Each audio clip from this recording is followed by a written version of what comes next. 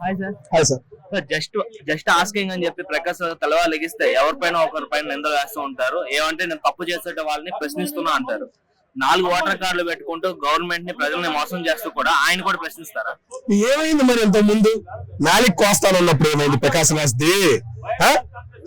రాజ్ది నాలుగు కోస్తాను అన్నప్పుడు TRR గారిది ఏమైంది? ఆడొక జేడీ అంట, జేడీఏ దొంగ మరి ఆడొక జడ్జిగా చేశాడంట. ఆ దొంగ అన్న మాటలప్పుడు ఏమైంది? ఎవరు పెట్టుకున్నావా నోట్లో? ఎవరు పెట్టుకున్నావు ప్రకాష్ రాజు? నిన్ను అడుగుతున్నా. మళ్ళీ పక్కన రాజు ఆ పరుగు తీసేస్తున్నావు. ప్రకాశ్ అన్న లేదా ప్రకాష్ బ్రిటిష్ అని పెట్టుకో, పేరు మార్చిమారు. సిగ్గు శరం లజ్జ అనేది ఏమైనా ఉందంట నీకు? సిగ్గు శరం లజ్జ అదే 3 ఏమైనా ఉన్నాయా? తెలియదు అంటావా? నిన్నేమనాలరా? 30 కేసులు పెడుతున్నారు. ఆ దైత్యుడు మాట్లాడిన మాటలు విన్నావా? విన్నావా? విన్నప్పుడు నువ్వు స్పందిస్తే నీకు మర్యాద ఉండేదిరా. నేనే ఎప్పుడు కేసులు పెడతారా అని మేము చూస్తున్నాం ఎదురు.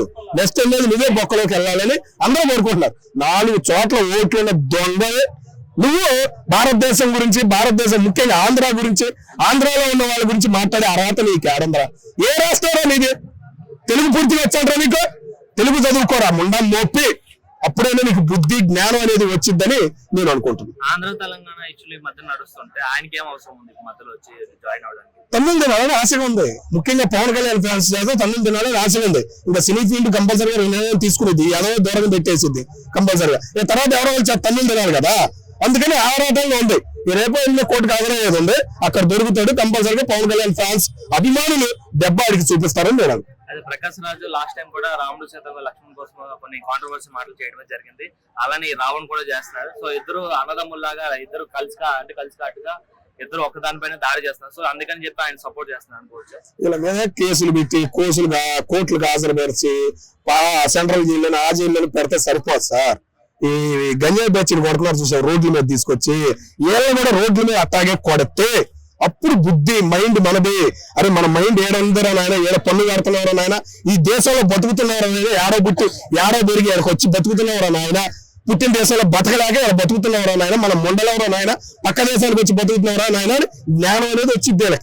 ఇలాగ రక్తం పోలా. ఇంకా ఆ బ్రిటిష్ వాళ్ళు పరిపాలించారు 2 సంవత్సరాలు 24 సంవత్సరాలు. ఆ రక్తం అనేది ఎదల్లో ఇంకా పోక మాట్లాడే మాటలు మనకి పదాలు. అయితే తులసి చంద్ అని చెప్పి యూట్యూబ్ వీలు తాలుతున్నాయి. అయితే ఆమె ఏమంటుందంటే అదే వీడియోలో చెప్తుందేమని అంటే ప్రశ్నిస్తే మీరు ఏదైనా చేస్తారా, కోర్టులు తీసుకెళ్లి పొజిషన్ తీసుకెళ్లి చేస్తారా అని అడుగుతున్నాను. అయితే ఆమెని ట్రోల్ చేసినందుకు పొజిషన్ కంప్లైంట్ ఇచ్చి ఆమె కూడా చాలా వరకు కంప్లైంట్ ఎవరిపైన రేజ్ చేసింది. అలాంటప్పుడు డిప్యూటీ సీఎం గా కూర్చున్న పవన్ కళ్యాణ్ చేస్తే మరి తీసుకున్న దాంట్లో నిర్ణయాలు తప్పులేదు కదా. మరి అదే కదా అంటుంది. యూట్యూబర్ ఉన్నారు, అందరూ ఉన్నారు. ఎల్లో మీడియా ఉంది, బ్లూ మీడియా ఉంది. ఏమైనా లిమిట్ దాటి మాట్లాడుతున్నారు? ఎవడైనా లిమిట్ దాటకుండా మాట్లాడే వాళ్ళు ఎంతమంది, ఎన్ని ఛానల్స్ ఉంటాయో తెలుసా? ప్రతి ఒక్కరు అడుగుతాడు, ప్రశ్నించే దమ్ముని ప్రశ్నించు. ఎవడనమన్నాడు? ఆయన రాజకీయ నాయకుడు. ఒక నాయకుడిగా నువ్వు నాయకుడిగా తిట్టు, అంతేగాని పర్సనల్ వెళ్ళిపోయి బండబూతులు తిడతానంటే ఎవరు ఊరుకుంటాడు? ఎవరు ఊరుకుంటాడు అన్న? రీసెంట్ గా తెలంగాణ చూస్తున్నాం, ఒక రిపోర్టర్ని పట్టుకెళ్లారు ఆంధ్ర పోలీసులు అని చెప్పి. అబ్బో తెలంగాణ మొత్తం దోసేసినట్టు మాట్లాడారు. అది ఎట్లా అనేది ఎవరికైనా అట్లాగే ఉంటుంది. తెలంగాణ ఆంధ్ర గొడవలు పెట్టేలాగా మాట్లాడతారు కొంతమంది యాదవులు. మరి తెలిసి మాట్లాడతారో తెలియక మాట్లాడతారు. ఆ యాదవ్ మాట్లాడి విన్నారో? వాడు తెలంగాణలో పుట్టాడు, తెలంగాణలో గోక్కోవాలి. ఆంధ్రాలో ఎందుకు? ఆంధ్ర రాజకీయం ఎందుకడికి? సరే రాజకీయం గురించి మాట్లాడావు, ఆంధ్ర తీసుకుని నేను ఆ పదవులకైనా వాల్యూ ఇస్తున్నావు. ఒక పదవులకు వాళ్ళు పదవుల్లో ఉండరు. వాళ్ళు పర్సనల్ నువ్వు తిట్టుకుంటే తిట్టుకో, వాళ్ళు ఏం పదవులు లేనప్పుడు నువ్వు తిట్టుకుంటే తిట్టుకో, ఎవరు పట్టించుకోరు. వాళ్ళు ముఖ్యమంత్రి, ఒక రాష్ట్రానికి ముఖ్యమంత్రి ప్లేస్ లో ఉన్న వాళ్ళు నోటుకొచ్చినట్టు పెడతారా? ఎమ్మెల్యేలని మంత్రులు నోటుకొచ్చినట్టు పెడతారా? వాళ్ళకి ఒక పదవులు ఉన్నాయి, వాళ్ళకి ఒక బాధ్యతలు ఉన్నాయి. వాళ్ళ పనులు చేసుకుంటే మీరెవరు తిడతానికి? ఎవరు దిక్కమంది? మరి రాజ్యాంగాన్ని కూడా తప్పుడుగా కూతురు కోసి అంటే మరి గలీజ్ వాడుతో రాజ్యాంగాన్ని కించపరిచేయండి ఆయన. దానిపైన కేసు మెయిన్ గా పెట్టారు. అదే అంటుంది ఈ జేడీ వచ్చి నేను అంటున్నాడు, రాజ్యాంగం ఉందా రాసింది, మళ్ళీ విలువ ఇవ్వకూడదంట. నీకు ఎందుకు ఎత్తావు అబ్బాయి విలువ? నీలాంటి ఎట్లా వచ్చాడు ఆ లాయర్ అవసరం నాకు అర్థం కావట్లేదు. ఎంతో వాల్యూ ఉంది జడ్జి గారికి కానీ లాయర్ గారికి కానీ. నీలాంటి ఎవరు నాశనం చేస్తున్నారు? దయచేసి ఆ నల్లకోట తీసేసేయండి. వాటికి విలువ ఉంది, ఆ విలువ పోగొట్టమాకండి.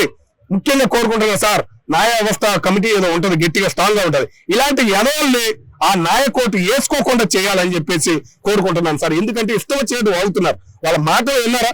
వాళ్ళు చేసిన పదాలు విన్నారా? వాళ్ళు రెచ్చగొట్టే విధానం విన్నారా? ఈ ఎదవలు చూసి ఇంకా పనికి మాలిన ఇంకో 10 మంది తయారవుతున్నారు. తయారవకుండా ఉండాలంటే ఇలాంటి ఎదవల్ని తొక్కాలి. ఆ ఎదవలు మాట్లాడంటే మెయిన్ కారణం ఈ ఎదవలే సార్. గ్రహించి మీకు ఒక కమిటీ, మీకు ఒక యూనిటీ, మీకు పేరు ఉంది సొసైటీలో, అది చెడగొట్టుకోమాకండి అనేది కోరుకుంటాం. అన్న నమస్తే. ఈ మధ్య కాలంలో ఇద్దరు జర్నలిస్టులని అరెస్ట్ చేశారు కదా, ఒక పక్క రావణ్, ఇంకో పక్కనేమో కేవీఆర్ ని, ఏం చెప్తారు? అది రావణ్ అనేవాడు యాక్చువల్ గా జర్నలిస్ట్ కాదండి, యూట్యూబర్. అయితే ఏంటంటే జర్నలిస్ట్ ముసుగులో ఒకళ్ళని ప్రత్యేకంగా విమర్శించడం కోసమే పుట్టిన రావణ్ అన్నమాట, జోసెఫ్ రావణ్. అయితే ఏంటంటే అతను ప్రశ్న లేదా టీం ప్రశ్న అని పెట్టుకున్నాడు, అది సంతోషమే. అతను ప్రశ్నించే హక్కు భారతదేశంలోని రాజ్యాంగం, ఉన్నత విలువలు గల రాజ్యాంగం అతనికి ఆ హక్కు ఇచ్చింది, సంతోషం. ఎవరినైనా విమర్శించవచ్చు, కానీ ఎవరినైనా విమర్శిస్తే అది విమర్శించవచ్చు, తప్పులేదు. కానీ ఏంటంటే అది వ్యక్తిగతంగా దూషించాలన్న ఉద్దేశంతో విమర్శ పేరుతో దూషించాలని చూస్తే గనక అదే రాజ్యాంగం అతను అరెస్ట్ చేసే హక్కు ఉంది, ఈ బొక్కలో వేసి ఎరగబొడిసే హక్కు కూడా ఉంది. అయితే ఇక్కడ ఏంటంటే ఇప్పుడు అతను ఒక 2 ఏళ్ల క్రితం అండి, ఒక 2 సంవత్సరాల క్రితం మనం కృష్ణ రావణ్ అనేవాడు ఎవడో మనకు తెలియదు, లేకపోతే జడ శ్రావణ్ అనేవాడు ఎవడో మనకు తెలియదు. కానీ ఈ 2 ఏళ్ల నుంచి ఎక్కడి నుంచి పుట్టుకొచ్చేసారు వీళ్ళ వెనకాల ఎవరున్నారు? లేకపోతే ఒక క్రైస్తవ మహాసభలో, క్రైస్తవ సభలో వీళ్ళ రాజకీయాలు మాట్లాడాల్సిన అవసరం ఏంటి?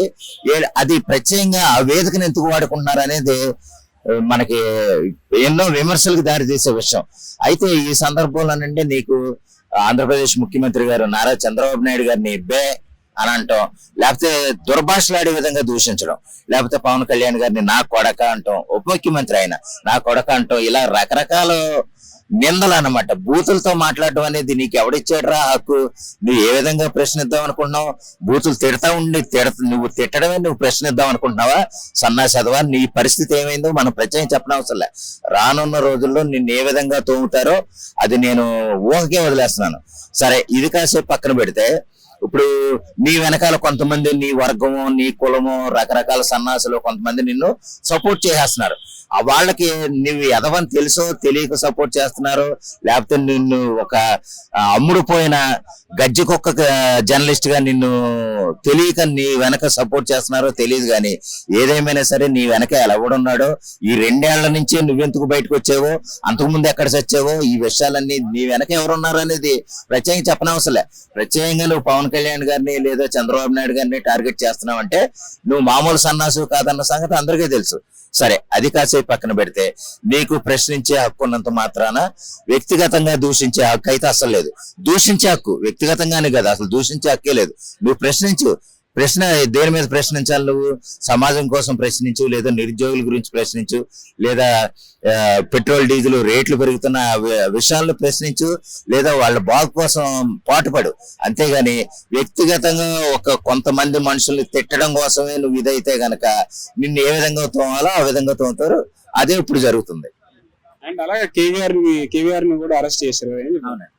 కేవీఆర్, ఈ ప్రశ్న రావణ్, వీళ్ళందరూ ఏంటంటే ఒక వర్గానికండి, ఒక వర్గమో, ఒక కులమో, లేదా ఒక మతమో, వీళ్ళకి వాళ్ళు నచ్చకపోతే అతను వ్యక్తిగత విమర్శించవచ్చు. అలాగా చంద్రబాబు నాయుడు గారు మీరు చేసే పని సరిగా లేదు, మీరు సరిగా చేయట్లేదు, మీకు ప్రజలు ఎంతో గొప్పగా అధికారం ఇచ్చినా సరే మీరు దాన్ని కాపాడుకోలేకపోతున్నారని విమర్శించు, లేదా ఆయనకు మార్గదర్శకాలు ఇయ్యి, ఏదన్నా ఇదిలా కాదు ఇలా చేస్తే బాగుంటదని చెప్పు, సంతోషం.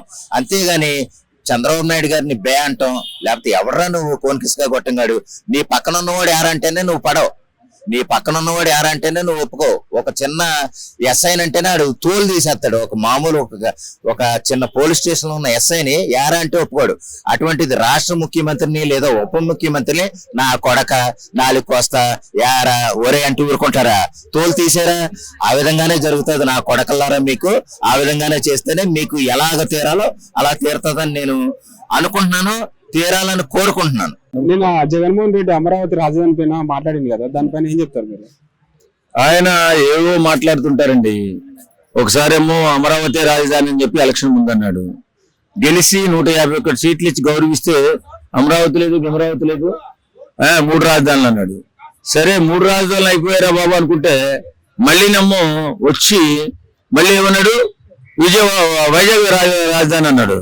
ఇప్పుడు వచ్చేమన్నాడు, మావిగన్నే నా రాజధాని, మావిగారి పేరు మీద నేను ఎలక్షన్లోకి వెళ్తా, మావిగన్నే నా చెప్పేనే నేను ఎలక్షన్కి వెళ్తా, మేము చూసుకుందాం అప్పుడు అంటున్నాడు. ఇలాంటి పిచ్చి పిచ్చి మాటలు మాట్లాడి, ఇలా తెలివి తక్కువ మాటలు మాట్లాడే కదా 151 సీట్ల నుంచి ఇవాళ 11 సీట్లు పడిపోయింది. ఏదేమైనా సమాజం పట్ల బాధ్యత ప్రజల పట్ల ప్రేమ లేని వ్యక్తి ఇలాంటి వ్యక్తితో ఆయన ఏం మాట్లాడినా పెద్దగా ఇంట్రెస్ట్ కనపట్లేదు. ఎందుకంటే ఆయన చరిత్ర అయిపోయింది. 5 సంవత్సరాలు ఆయన ఎంత గొప్పవాడు, 5 సంవత్సరాలు అవకాశం ఇచ్చి చూసాం. ఇస్తే ఆయన ఏం చేశాడు? సంక్షేమాన్ని నమ్ముకుని అభివృద్ధిని వదిలేశాడు. అభివృద్ధి అంటే ఏంటి? యువత భవిష్యత్తు. యువత భవిష్యత్తుని కాపాడలేనాడు ఒక నాయకుడే కాదు. కాబట్టి జగన్మోహన్ రెడ్డి నాయకత్వానికి పనికిరాడు, జగన్మోహన్ రెడ్డి పరిపాలన పనికిరాడు. జగన్మోహన్ రెడ్డి వాస్తవంగా ఇలా పిచ్చి పిచ్చి మాటలు మాట్లాడి రోజు రోజుకి దిగజారిపోతూ ఆయన వేరే లోకంలో ఉంటున్నాడేమో అనిపిస్తోంది. అంటే ఇంకోటి అలాగే కడప స్టీల్ పాయింట్ కూడా ఓపెన్ చేశారు కదా, దానిపైన ఏదైనా ఇప్పుడు కూటమి ప్రభుత్వంలో అభివృద్ధిని ప్రధానంగా తీసుకుని ఐటీ కంపెనీస్ కానీ ఫ్యాక్టరీస్ కానీ అన్ని కూడా ఓపెన్ చేసుకుంటూ ముందుకెళ్తున్నారు. భావితరాల పిల్లలకు భవిష్యత్తు కోసం చంద్రబాబు నాయుడు గారు, పవన్ కళ్యాణ్ గారు, లోకేష్ గారు అకుంఠిత దీక్షతో పనిచేస్తున్నారు అనిపిస్తుంది. ఎందుకంటే ఇవాళ చూస్తున్నాం, ఎక్కడ చూసినా ఎన్నో పెట్టుబడులు తీసుకొచ్చి ఏదో రకంగా ఇప్పుడు అభివృద్ధిలో వెనకబడిపోయినటువంటి ఆంధ్రప్రదేశ్ రాష్ట్రం, ఎందుకంటే ఇడిపోయిన తర్వాత అభివృద్ధి అంతా కూడా తెలంగాణలో ఉండిపోయి అక్కడ కొంచెం అన్యాయం జరిగిన మాట వాస్తవమే. ఏదేమైనా ఇప్పుడు మాత్రం ఒకటి పుటప్ చేసుకుంటూ ముందుకెళ్తున్నారు చంద్రబాబు నాయుడు గారు, అలాగే లోకేష్ బాబు గారు, పవన్ కళ్యాణ్ గారు. ఇలా అభివృద్ధి చేసుకుంటూ వెళ్తే కొన్ని సంవత్సరాలు, అనతి కాలంలో 10 సంవత్సరాల్లో బ్రహ్మాండమైన ఆంధ్రప్రదేశ్ లో కూడా అన్ని కంపెనీలు వచ్చి బిడ్డలకి మంచి ఉద్యోగాలు ఇచ్చి అందరూ కూడా హాయిగా ఉంటారేమని అనిపిస్తుంది.